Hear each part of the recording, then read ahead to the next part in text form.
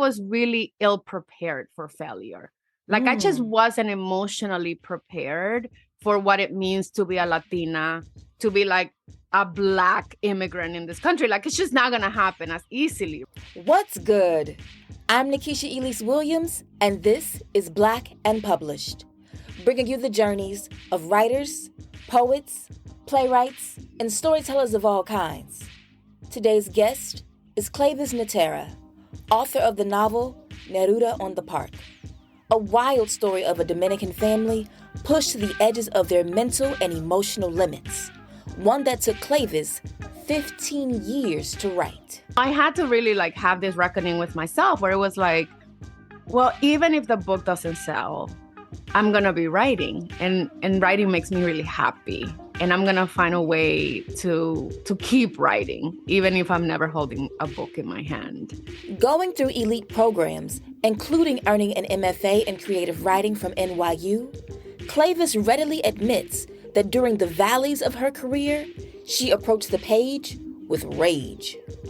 She explains the deal she made with God to get back to writing consistently and with joy. Plus, the family sacrifices she stands on that have allowed her to lead a privileged life. And why she thinks most male authors are overrated. Cleyvis shares her story next, when Black and Published continues.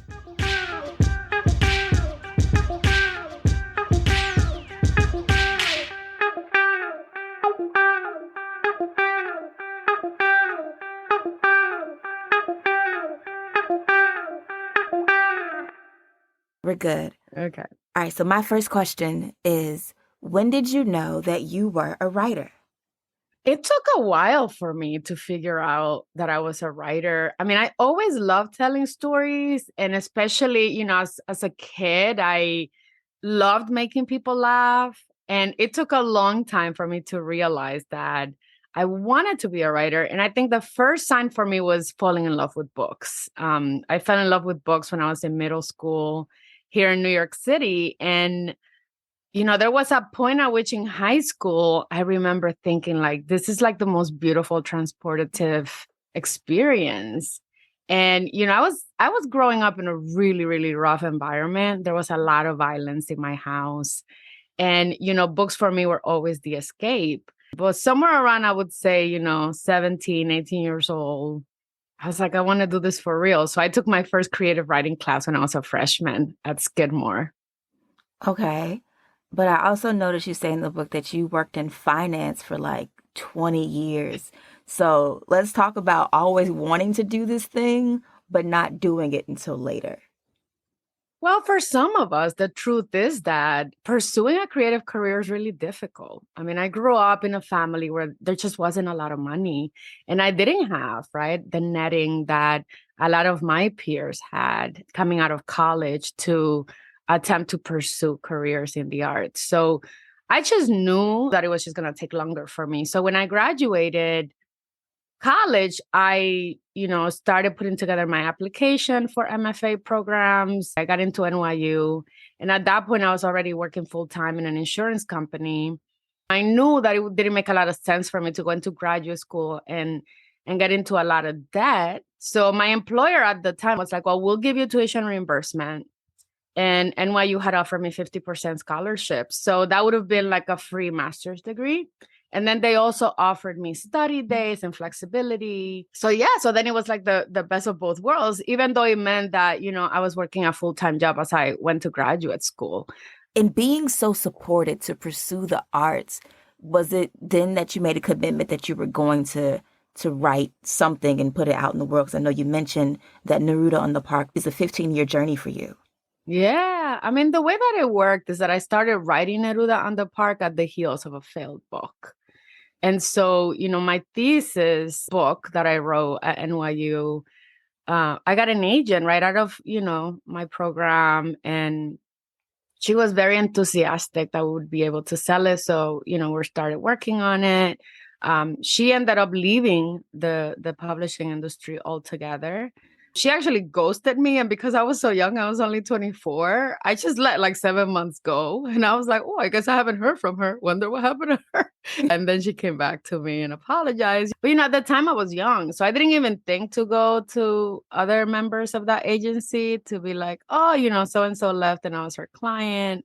But yeah, so like I just then went and found myself another person who, again, I thought would have the capacity to help me sell my book. But that person also ended up being someone who was a little bit on the outside of the industry. And she just didn't have the influence to get people to read through the whole book. I ended up finding someone through my network that wanted to buy my book. But then that person, that editor, ended up not having the support in-house to buy my book. And I just became very disenchanted. I was really heartbroken. And at that point, I had been out of school for a few years and I felt really embarrassed. I felt like all my friends were getting book deals and my friends were doing so well. And I just felt like very outside. And it hurt a lot to be around people who were succeeding at it. And I was doing really well in my career. Like I was just working and getting promoted and getting, just climbing the ladder of corporate America. And that became very seductive, buying the nice purses and going to the nice dinners and like having the sexy dates, So I just was like, you know what? This is obviously not meant to happen for me right now. So let me just kind of park it. And so it was like at that point that I started working on Neruda on the Park. And I was doing it as like a fun project that I would just pick up and drop off. I would like pick it up for my birthday, pick it up on New Year's, making a resolution like this is the year I finished my book. But the thing is, like we all know, whether it's writing or any other career, like unless you're really persistent and working on becoming a better writer and working on seriously standing up your career, it's not going to happen by touching a project once or twice a year. And so that's part of the reason I think that it took such a long time. But it's so interesting because I went through a personal situation in my own life where like my son had to go through a bone marrow transplant. And, the first one failed. And like my daughter was the donor and we were going through it the second time. And I just remember sitting in that hospital room in New York City and being like, what have I done with my life? Like, what am I doing? It was one of those moments of reckoning where you're dealing with such despair that I think it kind of clarifies a lot of things. And so, I remember just trying to negotiate with God, like, please save my kid. And, I'll get myself together. I'll get back into this writing. And, my son was fine. And, my daughter did great in recovery after donating bone marrow cells for the second time to her brother. And when I came back, I mean, once everything was settled in my family, I came back with this like eagerness. I was like, you know what? I know it's going to be hard, but I felt like my superpower in life is that I'm a really good student and I'm a really hard worker. So I was like, I'm pretty sure that if I just start on this journey and I refuse to give up this time, that and don't treat it like a hobby, treat it like a serious pursuit, that it eventually will happen. And listen, it still was 4 years later, right? That my book got published. So nothing has been fast for me. And at one point, I just decided, during those 4 years when I was going to workshops and trying to build my skills and really trying to make this book work, I had to really like have this reckoning with myself where it was like, well, even if the book doesn't sell, I'm going to be writing and writing makes me really happy. And I'm going to find a way to keep writing, even if I'm never holding a book in my hand. And that's the way that I came back into the world and like became really consistent. But yeah, it's been a lot of no's along the way, I have a similar story and I can imagine. So in getting back into the love of writing after you made the deal with God that you're going to get yourself together and get back to the thing that you love. You mentioned, taking workshops and trying to sharpen your skills for this wildly layered book that we now have. What did that look like, admitting to yourself that you needed more help to pull off this thing that you were conceiving? Yeah, thank you for that question. Well, Well, let me just start out by saying that part of what's the problem with being part of some of these elite programs is that you really do start building this sense that it's like meant to be and meant to happen. And so, when I was at Skidmore, I studied with Stephen Millhauser, who's like a fabulous writer, and he won a Pulitzer when I was his student. So to me, it was like, oh, they're just handing out Pulitzers. I really did feel like, yeah, this is gonna happen. This can happen to people, right? And then when I went to NYU, I was working with Paul Marshall, who was a Caribbean Black woman writing about girlhood in Harlem and in New York City. And she had a Guggenheim and she had a MacArthur, and I worked with E.L. Doctorow. And it was like these giants of literature were within my reach. And they were telling me, like, this is amazing writing. Like, this is going to happen. Why are you working a full-time job? Like, you should be doing this full-time. So I think that I was really ill-prepared for failure. Like, I just wasn't emotionally prepared for what it means to be a Latina, to be like a Black immigrant in this country. Like, it's just not going to happen as easily, right? And I kept reading books that were, I mean, no offense, but that were kind of mediocre. And I'm like, well, why won't somebody publish my mediocre book? And so, I mean, in hindsight, I'm very glad nobody published a mediocre book, but I just remember being devastated. And, each time I would come back into writing, I still had this sense of like outrage, if I'm really honest with you, that it was like the whole industry is like, stacked against me. And I came at my writing from a place of I think, a lot of pain and a lot of rage that wasn't helpful to the book. And so to get back to your question about like, how did I turn that kind of failure or the inability to do it into like a plan? During my corporate years, I became a project manager. And after my son recovered from his illness, it was at that moment where like something clicked within me that was like, why don't you just use the skills that you've developed in your corporate job to build a writing career? And so, I set out with three main components that I think are like the tenets that I wanted to build a writing career. And I started out with the concept of community. So I was like, you know what? I think that in order to have a career that's worthwhile, I want to be in service to my community and give as much as I expect to get back. So, what I think holds us back sometimes is that it's like very lonely, even though it seems like the space is crowded now with, BIPOC writers, there's still very few of us. And so community was the first thing. The second thing was craft. And the fact is that there's a lot of problems with the publishing industry, but there's also like our own accountability as people and as artists that you need to be better. So the book wasn't working. Like my book didn't get picked up, not because people were set against publishing a person of color, like publishing the story. It was because the story didn't work, right? And so I just went back to school. I went to as many writing workshops as I could. And I was very fortunate. And I'll say this out loud is that I was able to give myself, right, a very privileged education because I was able to handpick writers I adored. And I was able to travel. I mean, I went to this quiet, which is in Lisbon, because I wanted to go to Portugal, and I spent 2 weeks like learning with, some incredible writers there. Then I came back. I applied to Bread Loaf. I got into Bread Loaf. I went to the Juniper Institute where, again, I got to work with a writer that I loved who like really taught me about like writing into wildness and like, how to both let the book be a wild thing, but a controlled wildness, It was just, for me, like this commitment to really learn how to write and like write better, because I knew I could write beautiful sentences and I knew that I could write.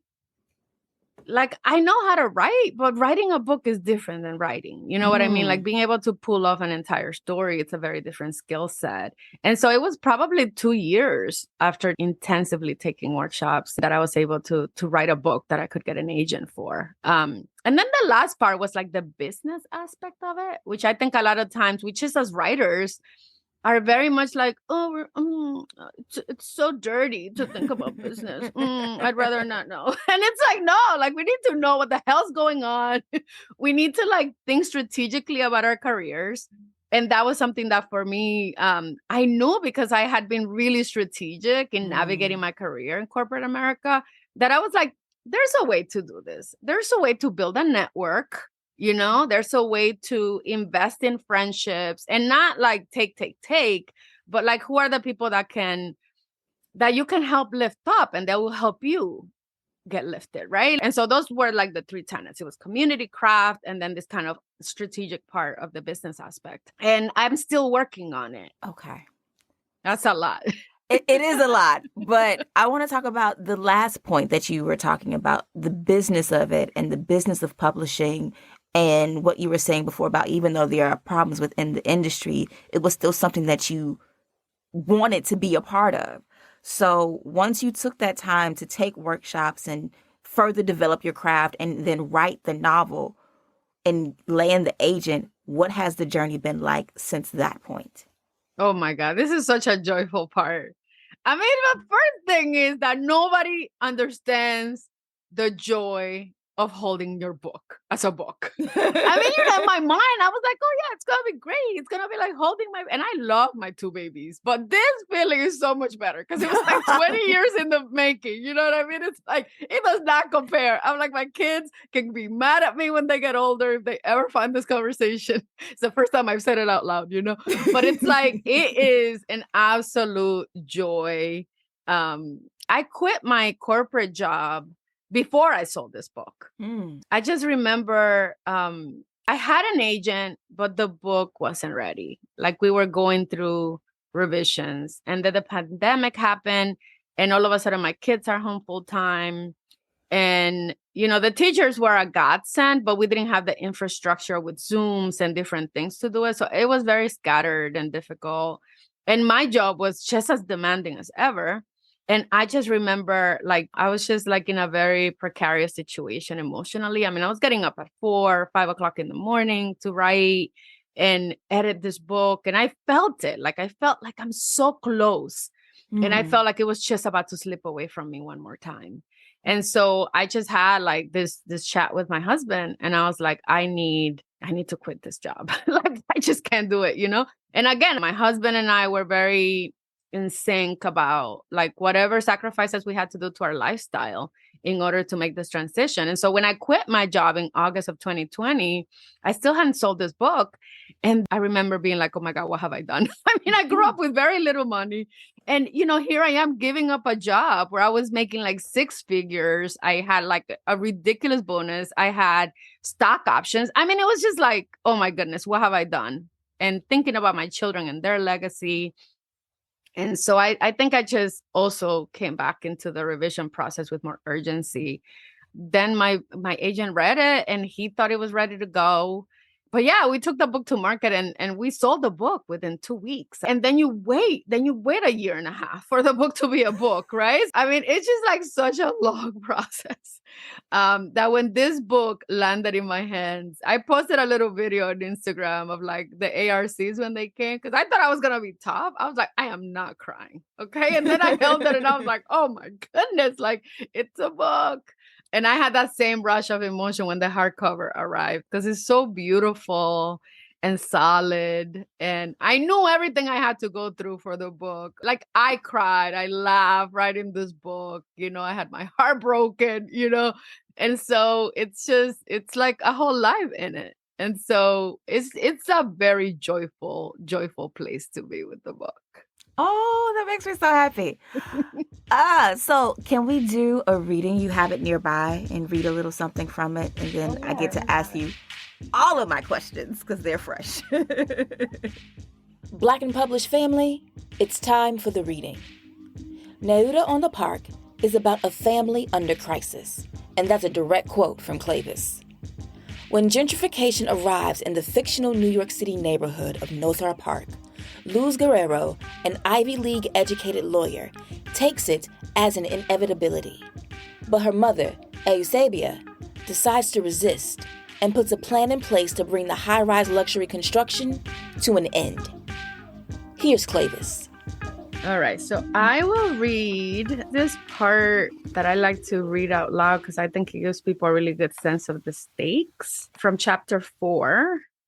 And I think all anyone needs to know is that the mother and her friends have just walked across the street from their building through this park called Natera Park to stand in a building adjacent to a tenement that has been torn down.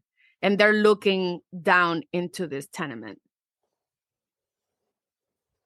Eusebia willed herself to stop that sensation of movement, of falling and twirling through the air in opposite directions at once, a nauseous feeling. Usually, this was the moment that forced her to close her eyes and seek lower ground. Not today. On weak knees, she walked to where the women stood and inhaled deeply as she leaned over. Beneath them, it was as if a bomb had exploded. Bricks, pipes, concrete, refrigerators, stoves, even farther away, discarded toys. A doll with matted blonde hair, a blue truck missing a wheel. She was puzzled at the sharpness of her vision. How could they have done all of that in 3 days? How could they possibly have gotten that done so fast? One of the women asked. They discarded that old building to make room for what? The tongues asked her. Eusebia never imagined there would be this much space. I have an idea on how to stop all of this from happening, she said. The tongues looked at her curiously. What if we just scare everyone into thinking this neighborhood is really bad, she said. The women smiled, thinking it a joke, brilliant in its simplicity. How would we do that? They asked. Eusebia could clearly see the envoy's thought that it would be too easy to work. Eusebia spoke in a confident way, as if this conversation had already happened. She explained she meant recruiting their neighbors who would act out crimes throughout the neighborhood with other volunteers who would be the victims of these crimes. You mean fake crimes? They asked. No, not fake, real. Would be crazy enough to move to a neighborhood amid a crime spree. What kind of crimes? They asked. Eusebia was quiet. She had come up with a list, but she knew if they participated, helped formulate it, they'd be in. What would scare you? She asked. What would be bad enough? This is the kind of idea that can destroy a community, they said. That can save it, she corrected. The women stared at her, worried. They understood she was serious. She'd moved too fast. Eusebia extended her arm around the neighborhood, lovingly sweeping all they could see. Over by their side of the park, Raul's shipping store, the cleaners owned by the Chinitos who were born in the DR, the liquor store, the dentist.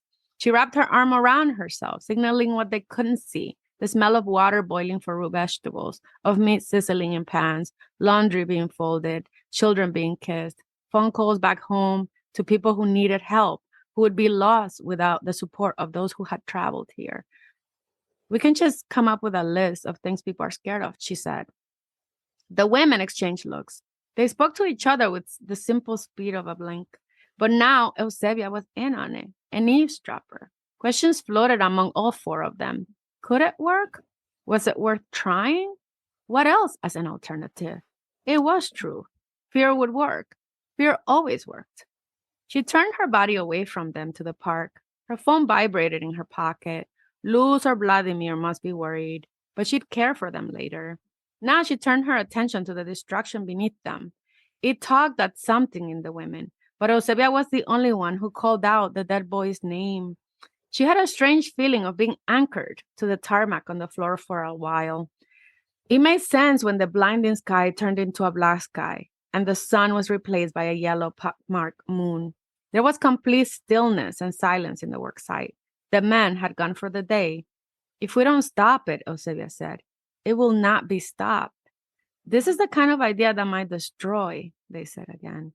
Eusebia followed their gaze around Natera Park as they took in the yellow light that pulsed softly from the windows of the brownstones that flanked the park, with halos of rainbows bordering that light. There was the sound of the television, of music, of laughter, the natural noises of a neighborhood that shut the hostility outside what they'd made here. Somewhere far away, a baby cried, a newborn, by the sound of the urgency in its voice, as if underlining what was truly at stake.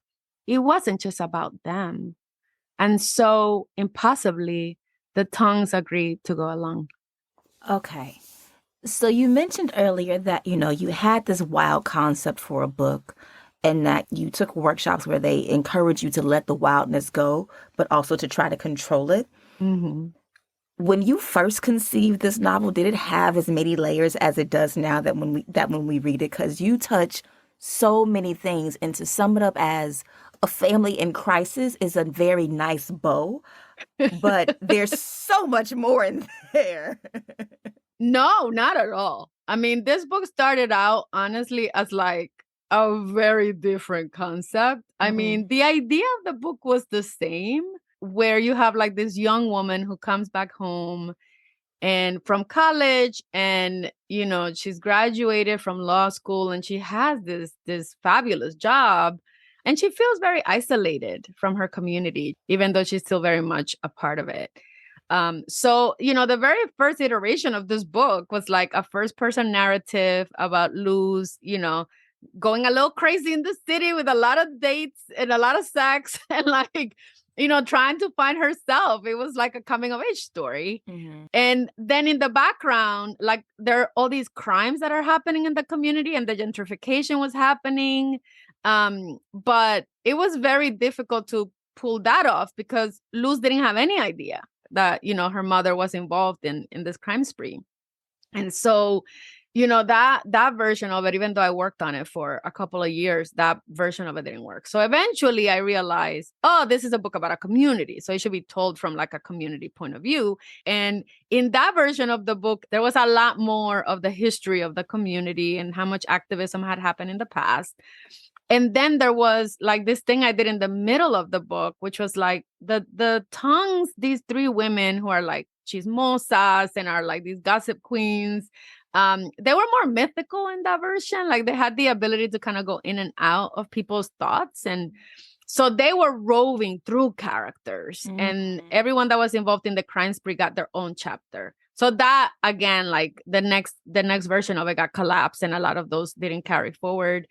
So, I think when people think about the complexities and how layered the book is because I think every iteration of the book that existed before its current form now, which is a story that is told from the perspective of Luz and the perspective of her mother, Eusebia. And then every few chapters, there's like a little interruption that comes from these women, right? But yeah, so like that's part of the reason why I think the book is so rich. When you step away from it, the book feels like it's big, right? And I always thought about the book in a way as an artifact, that the book itself is an object, the way a building is an object. There would be like this sense of abstractions. So I just feel like I was like, I'm walling out. Like I'm putting all the stuff in the book, and whoever can hang with me is going to hang. And I was so fortunate because my editor really understood the concept of it and understood that like at a certain point, you're supposed to be unsettled by this book. I wanted the book to feel like, you know what it feels like to be an immigrant in this country? To like live for 30, 40 years and for someone to decide that because you don't have a document that legitimizes your existence, you can be sent back to another place. Like the way that others can decide that you do not belong here, that this is not your home. For someone who was born in this country and happened to be born of people without documents that legitimize their existence. Even with the climate crisis, like one of the main characters, a love interest. And I was like, I want a reader to feel unsettled, and I want a reader to feel like, what in the world just happened? Because that's what it means to be an immigrant in this country. Like, every day the world can turn upside down and you have no idea what just happened. And I hope that it's a pleasurable experience mostly, but also being unsettled and being jarred is the point too. It's a slow burn because you start off with the different pieces, and then the fire gets hotter and hotter and hotter and hotter. And having all of those background characters and the issues with the environment and the climate crisis amidst the big central focus of this neighborhood, I found, I think, two themes that I got to was that, the consequences of not speaking up was one. And then also, what are you willing to fight for and whether or not it's worth it? And when you mentioned like the climate crisis and the feeling of being an immigrant, it reminded me of something that your character, the love interest, says about what he's doing. He says, I'm not in the business of making tall buildings. I'm working to transform the way humans live to mirror the experiences we have today, like smelling fresh air or feeling rain, but indoors, underground, for when the time calls for it. And he's very like matter of fact that, everybody is not going to be able to afford this existence, and he doesn't care. And so in talking about the immigrant experience and being othered, even though you've had so much time in this country, I see those threads of like, it doesn't matter who you are, where you're from. If something's not for you, you're not going to have access to it. Was that one of like the drivers in you creating this multi-layered story? Absolutely. I mean, thank you. You're such a pleasure to talk to because you're such a sophisticated reader. Thank you. I'm getting beat up in Goodreads because people just do not understand what I'm trying to do, which is fine, right? Like sometimes we take risks. But yeah, absolutely. I mean, I think that part of my experience in being in corporate America is like how privilege shields certain people from understanding what the world is really like. And so I am so invested in this book in making sure that privilege, the way it works. I mean, so Luz falls in love with the developer of this building, Hudson.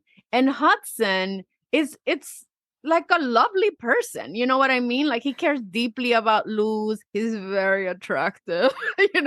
They have a lot of sexy time together, which also heats it up. When you were talking about the book heating up, I was like, especially the Luz parts. Yes. It's like different kinds of heat, right? Like Eusebia's heat is very different from like Luz's heat.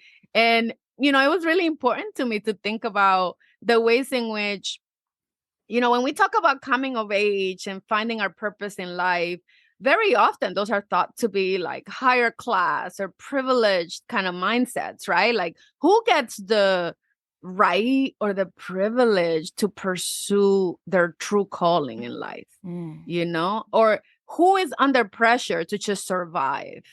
And so the climate crisis to me is also like a very interesting lens through which to look at privilege, because if we want to make this kind of multi-layered vision of the world, right? Like, what are the concerns that we have? I wasn't going to flatten it. And you hit it on the head. I mean, silence to me, there's a way in which we become complicit in our own trauma, because sometimes we are unable to or unwilling to voice our desires or voice our pain. And, this idea of like the inability to do something because you've been traumatized and the unwillingness to do something because you just are bound by certain societal rules. I think it keeps a lot of marginalized communities from living with respect and dignity and having a shot at a good life. So that was a very critical aspect that I wanted to explore. And then, like capitalism and toxic masculinity is all over this book. And I think that that's also like, we can't just sit here and pretend that there isn't a huge way in which like men are crazy and ruining the world, And so I also wanted to like take that to task, right? The way in which masculinity and capitalism are tools of oppression. But it seems that it's the perception that when marginalized or oppressed people fight back against capitalism or patriarchy or toxic masculinity and decide to do something that they believe is good for themselves, that is seen as psychotic.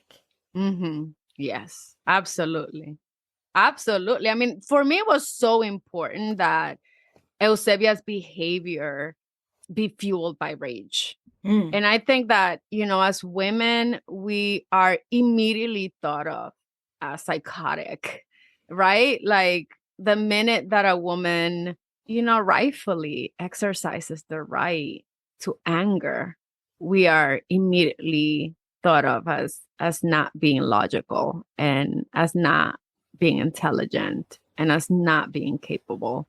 And again, like I think if we want to complicate these stories, right? And I wanted to honor what I know to be true about my community and about what I think to be true from my experience as a woman. And in talking about womanhood is that I think the greatest harm that is done to us isn't done by systems, right? It isn't done by, capitalized patriarchy, capitalized capitalism, capitalized toxic masculinity, right? Like the harms that happen to every human being are often carried out through the complicity of the people in our lives. And sometimes they're men and sometimes they're women. And so for me, it was really important not to make people into monsters, because that's not the truth, but to think about these men who love deeply, care deeply, but end up causing harm. The end of the book leaves a very unsettled finish. Like it's over, but it's a very unsettled finish. And I wonder, in ending the book in the way that you did, is it because that, as is mentioned about throughout, that there is another generation that will come behind them that will have to make similar decisions, and so Luz is trying to course correct from what the decisions that Eusebia made, and even her mother and grandmother, when they were telling her, there's a place where you don't have to cry. There's a place inside your body where you can hold your pain. And Luz is like, no more. Is that why we have these divergent endings where Luz is all geared up to go in one direction, but Eusebia is not? Well, I think it's interesting because my intention with the ending was absolutely to honor the sacrifices that our mothers have made for us, and being clear-sighted that oftentimes our mothers have made some really terrible mistakes, and that we should hold them accountable for their errors, but also understand that for those of us who are able to live a really different life than the lives our mothers were able to live, more often than not, it is not just because of our own individual strength or our own individual resiliency. It is often because of our mother's sacrifice. And so I wanted to, on the one hand, honor that and pay homage to that. And I consider the ending to be a happy ending, because I consider the ending to be really like Eusebia being able to triumph over pain and being able to release the pain that she has held on to. I think it's really important to me that both the women in this book find a path to personal liberation. Yeah, I think in the end they chose themselves. But going back to this concept of silence and sacrifice, you mentioned that, when you're able to do something different, it is a privilege. So I want to ask, what has sacrifice allowed you to benefit or privilege from? Ooh, that's a tough one. Damn. You're knocking me off my feet. I'm sweating. I'm like, oh my goodness. A lot of mental power. Right, what day is today? Thursday morning. Sacrifice for me, how I think of it, as how I've benefited. There's the immediate, I think, reality of being an immigrant in this country.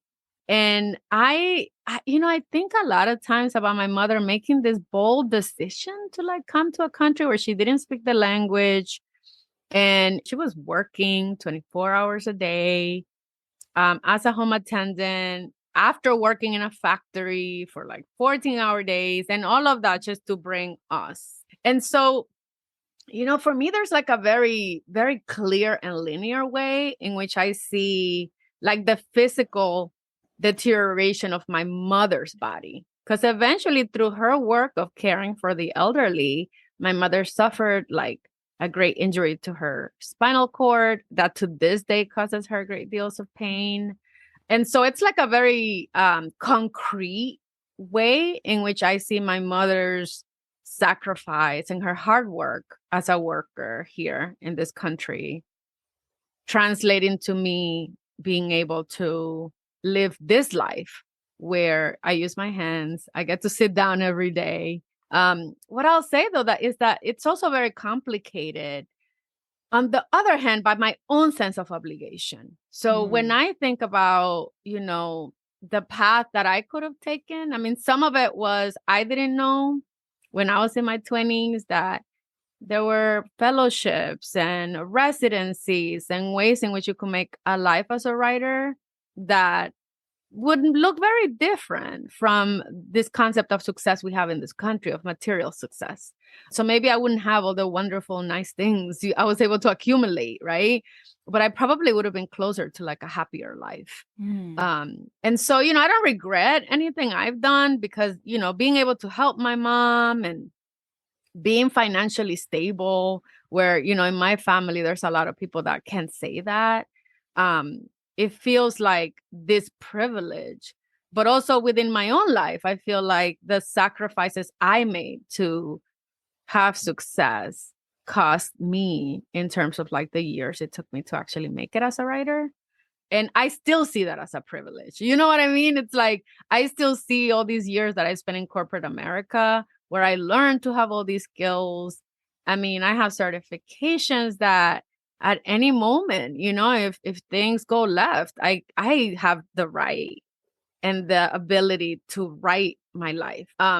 In real life, though, everybody doesn't have the ability to control a life, and largely it depends on where you stand in society and what society deems to be those who are worthy of living with dignity and respect. And so I think a lot about that, but I think also about like my family and the women in my family who have really like been so strong against odds that I think people don't even comprehend like how truly difficult it is to survive in this country when you're an immigrant and when you are a person who isn't white presenting as an immigrant, Yes, thank you. Wow.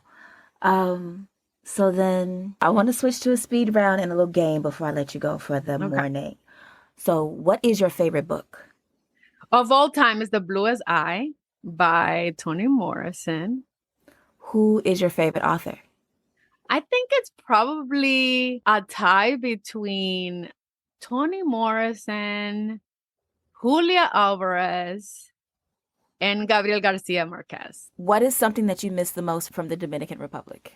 I miss the rain on a tin roof, When I was a child before my mother traveled, we were very poor. And I just remember like the sound of the rain on a tin roof and it being so soothing and then it being really scary because if it's a lot of rain, it sounds really loud. I'm sure I'm romanticizing it now because I don't think I've actually heard that sound in over 30 years. And what is your favorite food from home? Oh, my favorite fruit is mangoes. I mean, I just love mangoes. I would eat them every day for breakfast, lunch, and dinner. If money were no object, where would you go? What would you do? And where would you live? I would definitely live by the sea because that's where I feel like always the most inspired. And my life wouldn't look that different, though. I have to be honest with you. I feel like incredibly blessed and privileged to say that, I would write and I would teach and I would spend lots of time with my kids, lots of time with my husband. So maybe more time with friends, I think if I had more financial stability, I would just get people to work less and spend more time with me. Everybody works so much. I don't get to see the people I love as much as I wish I did. I understand. What brings you joy? I think laughter. I think play. So my children are 8 and 10 and they just love doing somersaults and jumping and riding bikes and telling silly jokes. But yeah, that brings me a lot of joy, just being with my children and playing with them. And what brings you peace? Reading. Reading is the most peaceful act for me. All right, so my game is called Rewriting the Classics. Name one book you wish you would have written. Oh my God, we love it. Name a book where you want to change the ending, and how would you do it? I actually think I've just very recently been rereading Julia Alvarez, How the Garcia Girls Lost Their Accent. And I was thinking about how, in Julia Alvarez's work, so much of the work that she was doing was like dealing with colorism and dealing with privilege in a way that like I didn't know when I was a kid.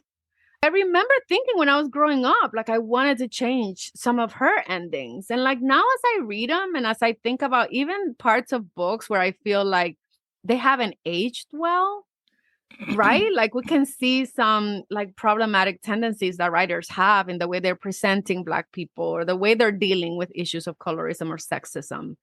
And I just feel like the older I get, a lot of times I think when we want to change endings, it's because we want to feel better. So, so I'm going to say no. I'm going to resist, even though as you're asking me, I'm all like, I can think of 5 books. I want to change the ending. I'm going to say no, Cleyvis, not rewriting people's books. All right. So then my final question for the game. Name one book you think is overrated and why. Oh my goodness. Overrated books. I'm not getting myself in trouble. I see you. But let me say this, because I feel like I'm going to sound like such a hater. Like people are going to be like, Cleyvis is hating. I think male writers sometimes get away with writing books and being called masterful at a rate that I think is out of proportion with their talent. Where women writers, are very often given the shaft, especially awards. I think they've really come a long way in acknowledging the mastery of like women writers. But I just still think it's crazy when I look at the Booker Prize, the Pulitzer Prize, the Nobel Prize, the National Book Awards. It's only in the last couple of decades that women have been granted, admission into like the highest levels, and like immigrant women. And here I'm talking about really immigrant women who have like born in a different country, come here, live our lives here, and writing about stories that are centered on the lives of immigrant women. And when I think about Edwidge Danticat, who's brilliant and her books have carried me in so many important and meaningful ways, Paul Marshall, there's just a lot of women that I think like never got their flowers. And I think male writers can land in a space where like very quickly they're established as voices of their generation. And I think women, like, we don't get that as much, and that out to stop. I think it was Tayari Jones who said in an interview a few years ago that, women write more books, but men get the most awards, and acknowledging that disparity. So my final question for you today is, when you are no longer here and are among the ancestors, what would you like someone to write about the legacy of words and work that you left behind? Oh, that's a beautiful question. Thank you, Nikisha. I think what I want my work to do in the world, and I think about the legacies of like Anne Perry, Julia Alvarez, Toni Morrison, Paul Marshall, Edwidge Danticat, Angie Cruz, like all of these people, some are living, some are not. And I really I want to center my work on women, and I want to center my work on both the beauty and the pain of what it means to be alive. And, I'm really concerned with the ways in which privilege and capitalism affect our souls. And so, what I hope people will think about my work when I'm no longer here is that I was able to tell the truth with beauty. That was beautiful, Cleyvis. Thank you so much. Big thank you to Cleyvis Natera for being here today on Black and Published. Make sure you check out Cleyvis's debut novel, Neruda on the Park, out now from Ballantine Books. And if you're not following Cleyvis, check her out on the socials. She's at Cleyvis Natera on Instagram and Twitter. That's our show for the week. If you like this episode and want more Black and Published, head to our Instagram page. It's at Black and Published, and that's BLK and Published. There, I've posted a bonus clip from my interview with Cleyvis about the wild story she's working on next, including a novel that includes her short story, Fog, which was published on the Ursa Short Fiction podcast hosted by Disha Filia and Donnie Walton. Make sure you check it out and let me know what you think in the comments. I'll holler at y'all next year. Yeah, we're going on break for the last 2 weeks of December, and we'll be back on January 10th, 2023, with all new episodes. Our guest then will be C.M. Lockhart, author of the Afrofuturism fantasy novel, We Are the Origin. I had like maybe a solid hour where I was like, yeah, I'm going to shop this around. And then my husband was like, no, you're not. Absolutely not. So the reason being, how do I say this nicely? I don't know. I'm going to say it for what it is. Traditional publishing is not where I want to be because I know the kind of story that I want. That's next time on Black and Published. I'll holler at y'all then. Peace.